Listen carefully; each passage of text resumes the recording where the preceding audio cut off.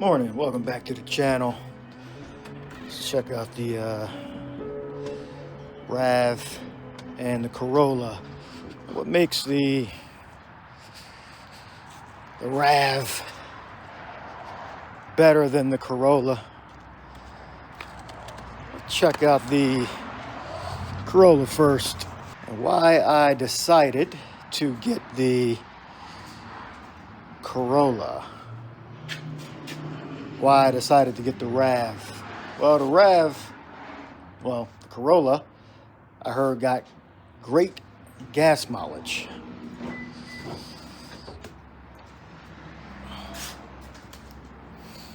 And I was going to be going on my Intrepids to Virginia from New York. And I needed a compact car that was going to get me from, point A to point B relatively quickly. All right, 481,826. And how's that battery going? Battery's going pretty decent. All right, let's charge. Watched the video yesterday. This is the next day. We don't need that on. So, this was a wise decision in 2019 to get a compact sedan that was going to get me hundreds of miles a day. Still got the rubber bands on there, holding them tight, holding the bumper. It's going to get me from Manhattan, New York, from Philadelphia to Manhattan, New York, to Virginia every day.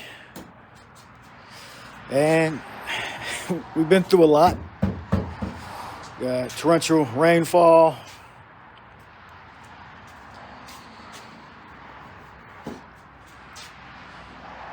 snowstorms, and she is held up. All right, there are hubcaps I took off. See, I didn't realize this for years that these, I've seen it every time I, check the brakes or change the flat tire. But these stock, I believe this is steel, wheels or rims look way better than what they cover it with. That may have something to do with aerodynamics, not sure, but she's lasted me. All right. So at the highest I've ever seen the Corolla get was about 54, if my memory serves me right. 54 miles to the gallon. Now, if you don't know, so this mark here, this, I can see that. That was a tree branch that fell on me. I was in Virginia. I believe I was in King George, or just past King George. Maryland, what's that, Maryland? That's Maryland or Virginia. I forget where King George is, which side it's on. But going through there, a torrent rainstorm. It was a one-way. It was one-way, a two-lane road. It was raining so hard I couldn't stop. It was that scary. And one of the rain-laden tree branches, really thick one too, fell down, hit this, dented that, rolled under the car, and it tore all the that's when it destroyed the reservoir for the washer fluid, and all of the plastic under the car that's on the front. Tore all that out.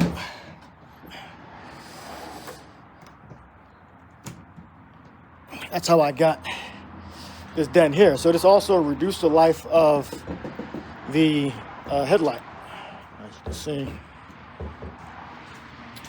And it's out now, the high beam and low beam. Now I haven't checked the power to it yet, so I should check those connections to the high beam and low beam. Now, initially, the high beam was working, and the low beam just wasn't working. So now the high beam and low beam are working. So diagnostic process that I'll go through is test for similar power on the driver's side, and I should get, if it's working, if the actual LEDs are getting power, I should get similar for the passenger side that is not currently working. So I end up upgrading to the RAV4 because of cargo space and age. All right, the Corolla has 481,000 miles on it so far, and 2024, June, beginning of June, I had an intermittent water pump issue. So one day I was going to work, and I believe I got transmission codes. Something said pull over now, and that scared me. I've never seen the car or a code that said pull over now, to believe to reduce engine damage or risk of engine damage or something like that. I forget exactly. And I lost power. I pushed the accelerator and I was getting nothing. All right. So I pulled over and I turned the car off, turned the car back on, and it was like nothing ever happened. So I'm like, hold on, what's going on? What's going on with this car? All right. So I continue to proceed to work, and it does it again. So I'm like, okay, I can't make it to work today. We got to try a different game plan. All right. So I called the contractor and said I won't be able to make it into work today. And I started looking up my options and what I could do. And I was saying I'm gonna get the RAV. I'm gonna get the RAV4.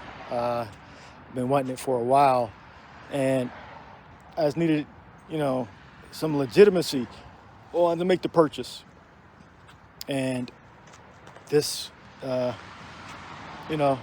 incident happening legitimized my purpose, because the Corolla was still rolling. I mean, it was nothing. It was high mileage, 481,000 miles, but there was no problems. So the problem is an intermittent water pump issue, which is a coolant pump circuit B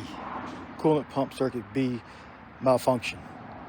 So, per my research, they normally last 100,000 miles, from what I looked up, and I got the life out of the water pump. It's an electric water pump. It's a hybrid, so it's not going to cost. It's going to be more expensive. All right. I think these are around $300, maybe $250. I saw them for $400.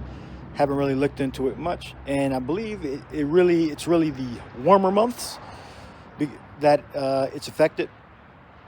So it may have something to do with temperature. It was during the dead of summer when the issue came up. So I had to run and grab the RAV4. I believe I grabbed it the next day. I think it was the next day. So, the cargo space increased mileage decrease because, you know, it's a heavier car. It's it's less aerodynamic and bigger wheelbase, much more cargo room. So I'm definitely glad about that. So, and you know, I'll be doing my camping soon. You know, as you see, I got the inverter in there, which charges my deep cycle battery. Check out the badges there. Badges there. So, bring me back. Overall, better car. Even though I get less gas mileage, I got more cargo space. I have all-wheel drive, and that's the main features. Well, I got these side markers. You know, well, turning signals on the mirror. It's an X. People always ask me, and I always forget.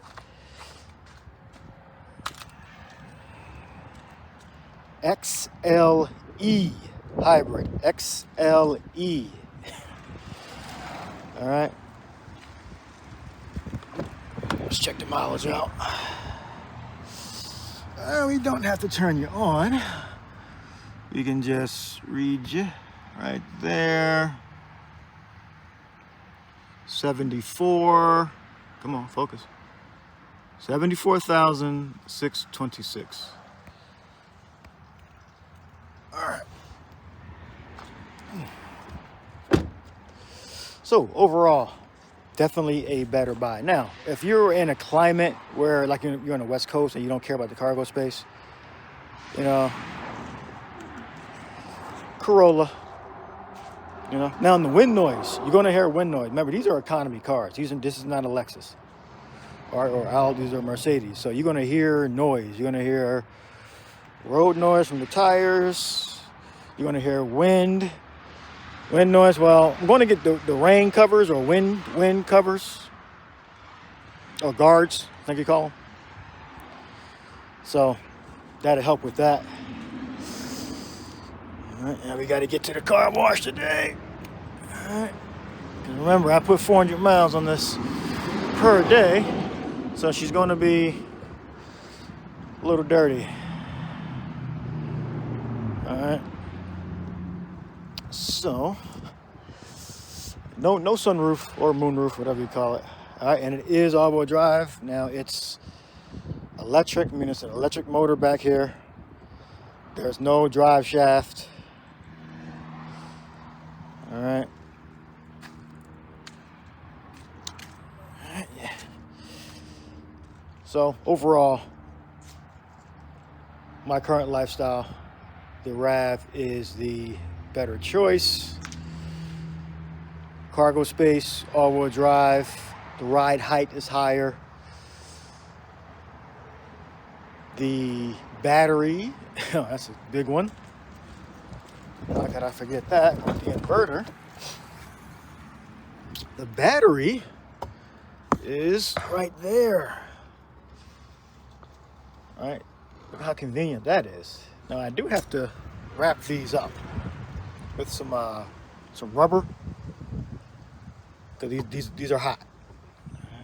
These are hot. So I got a cardboard there, and it pretty much stays stable. But yeah, I definitely have to wrap these contacts up because they are hot.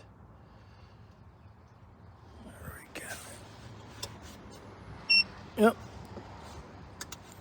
That's the name of the company, Rainstorm, if you care. All right, so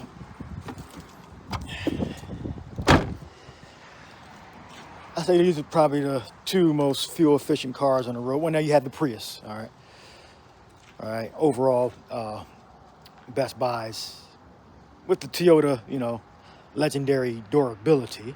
That is the Corolla. That's a 2020 Corolla Hybrid.